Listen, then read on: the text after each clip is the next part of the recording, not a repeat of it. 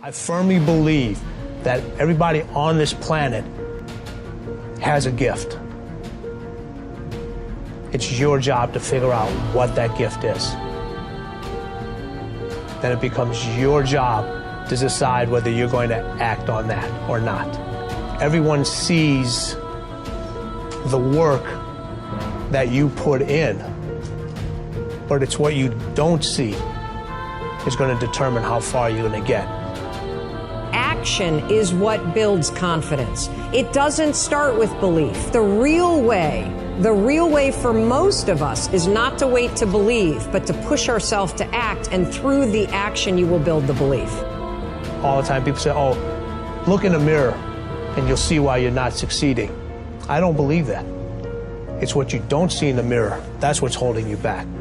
It's what you're not willing to see is why talent is not enough. And when you finally see it and accept it and decide to work on it, then you can take that next level. But if you are constantly looking outside of yourself and you don't latch on to your gift, you will never find your purpose. If you want to succeed, you must commit to your own gift and embrace it.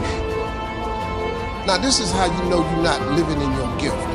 If when the alarm clock goes off in the morning and you ain't happy about it, you ain't doing what you want to. See, you fighting upstream. You going against what God created you for. If your job makes you sick to go to, if you're unhappy with waking up to go to where you got to go, it's because you ain't living in your gift.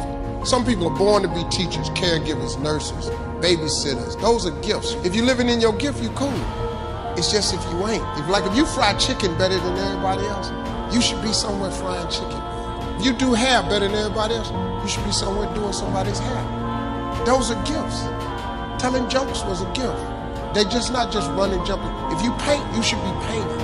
If babysitting is what you really do, you should be babysitting. You doing anything. If you fix cars, you work with your hands. You're supposed to be working with your hands. You do anything else, when that alarm clock go off in the morning, you ain't gonna like it. Now, if you waking up, you going down there, they ain't paying you what you want.